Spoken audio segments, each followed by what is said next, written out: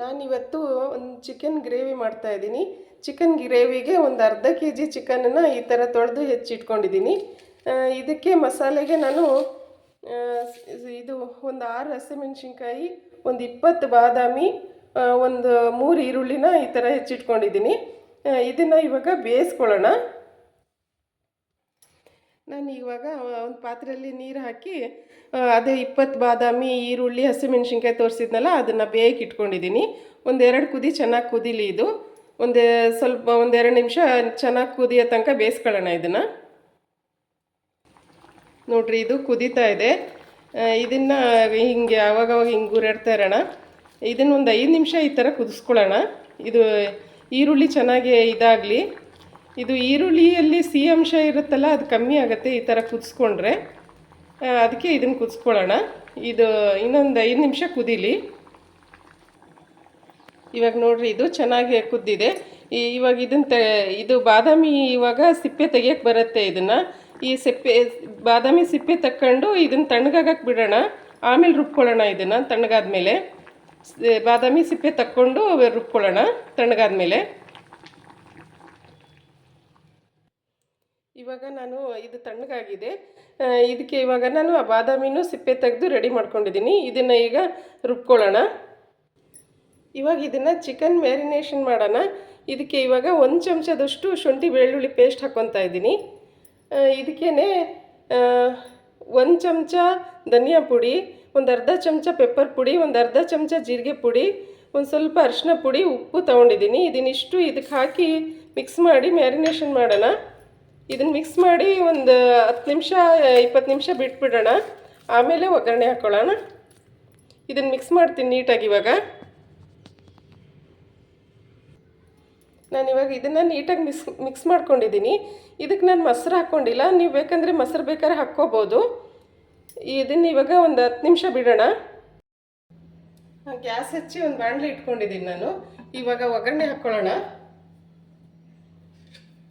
ನಾನೊಂದು ಸ್ವಲ್ಪ ಎಣ್ಣೆ ಹಾಕ್ಕೊತಾ ಇದ್ದೀನಿ. 1-2 ಚಮಚದಷ್ಟು ಎಣ್ಣೆ ಹಾಕ್ಕೊಂಡಿದ್ದೀನಿ.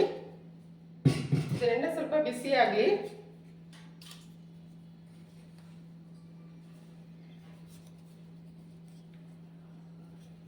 ಇದಕ್ಕೆ ಸ್ವಲ್ಪ ನಾನು ಪಲಾವ್ ಎಲೆ ತೊಗೊಂಡಿದ್ದೀನಿ. ಇದನ್ನು ಹಾಕ್ಕೊತಾ ಇದ್ದೀನಿ. ಇದಕ್ಕೆ ಇವಾಗ ಈ ಮ್ಯಾರಿನೇಷನ್ ಮಾಡ್ಕೊಂಡಿದ್ವಲ್ಲ, ಈ ಚಿಕನ್ ಹಾಕ್ಕೊಳ್ಳೋಣ.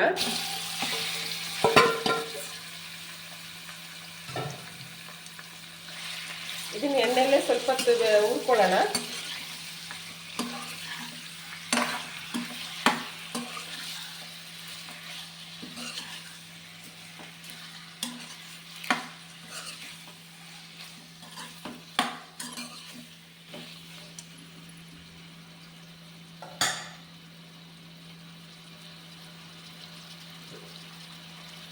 ಈ ನೀರು ಬಿಟ್ಕೊಳ್ಳೋವರೆಗೂ ಇದನ್ನು ಹೀಗೆ ಮುಚ್ಚಿ ಬೇಯಿಸ್ಕೊಳ್ಳೋಣ. ಇದನ್ನು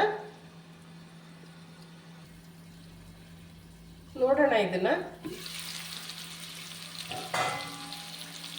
ಅವಾಗವಾಗ ಮಿಕ್ಸ್ ಮಾಡ್ತಾ ಇರೋಣ. ಈ ಥರ ಇನ್ನೂ ಸ್ವಲ್ಪ ಫ್ರೈ ಆಗಲಿ. ಇದು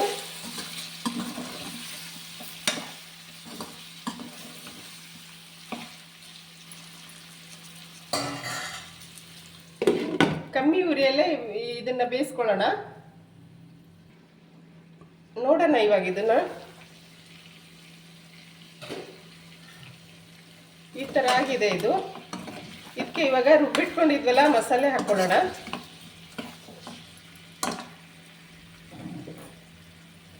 ಇದು ಬೇಯಿಸಿ ಇಟ್ಕೊಂಡಿದ್ವಲ್ಲ ಆ ಮಸಾಲೆನ ರುಬ್ಕೊಂಡಿದ್ದೀನಿ. ಅದನ್ನು ಹಾಕ್ಕೊತಾ ಇದ್ದೀನಿ.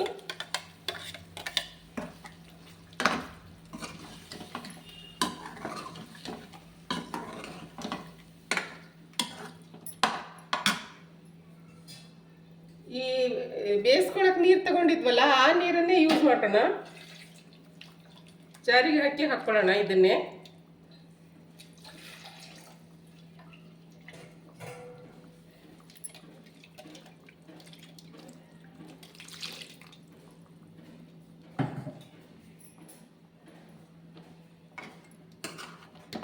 ಇವಾಗ ನೀಟಾಗಿ ಬೇಯಿಸ್ಕೊಳ್ಳೋಣ.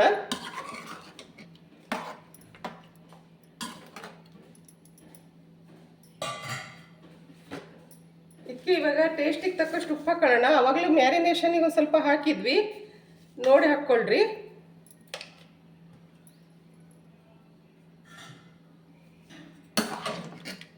ಇದನ್ನ ಇವಾಗ ನೀಟಾಗಿ ಬೇಯಕ್ಕೆ ಬಿಡೋಣ, ಚೆನ್ನಾಗಿ ಬೇಯಲಿ ಇದು.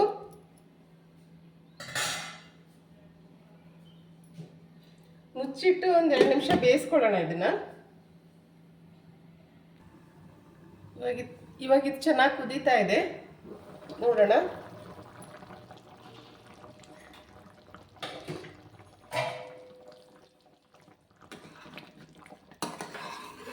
ಇದಕ್ಕೆ 1-2 ಹಸಿಮೆಣಸಿನ್ಕಾಯಿನ ಮಧ್ಯೆ ಕಟ್ ಮಾಡಿ ಹಾಕ್ತಾ ಇದ್ದೀನಿ.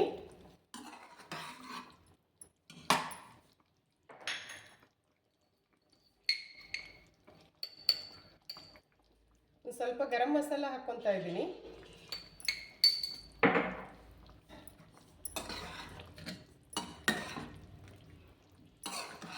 ಇದನ್ನು ನೀಟಾಗಿ ಮಿಕ್ಸ್ ಮಾಡಿ ಕುದಿಸ್ಕೊಳ್ಳೋಣ 1-2 ನಿಮಿಷ.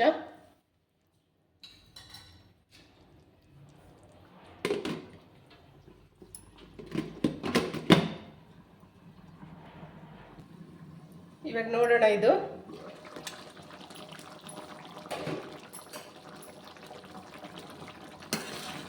ನೀಟಾಗಿ ಆಗಿದೆ, ಇವಾಗ ಬೆಂದಿದೆ. ಇವಾಗ ಲಾಸ್ಟಿಗೆ ಸ್ವಲ್ಪ ನಿಂಬೆಹಣ್ಣಿನ ರಸ ಹಾಕ್ಕೊತಾ ಇದ್ದೀನಿ, ಸ್ವಲ್ಪ ಕೊತ್ತಂಬರಿ ಹಾಕ್ಕೊತಾ ಇದ್ದೀನಿ ಸಣ್ಣದಾಗಿ ಹೆಚ್ಚಿ.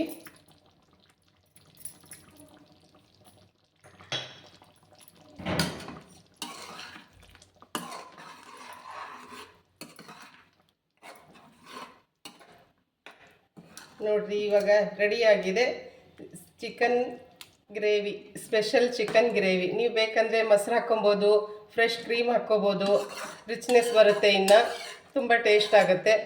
ನಾನು ಕ್ರೀಮು ಮೊಸರು ಏನು ಯೂಸ್ ಮಾಡಿಲ್ಲ, ಹಾಗೆ ಮಾಡಿದ್ದೀನಿ. ನೀವು ಬೇಕಾದರೆ ಯೂಸ್ ಮಾಡಿ, ತುಂಬ ಚೆನ್ನಾಗಿ ಬರುತ್ತೆ. ಹೇಗೆ ಬಂತು ಅಂತ ಹೇಳಿ, ನೀವು ಟ್ರೈ ಮಾಡಿ ನೋಡಿರಿ, ಹೇಗೆ ಬಂತು ಅಂತ ಹೇಳ್ರಿ. ಸ್ಪೆಷಲ್ ಚಿಕನ್ ಗ್ರೇವಿ ರೆಡಿಯಾಗಿದೆ.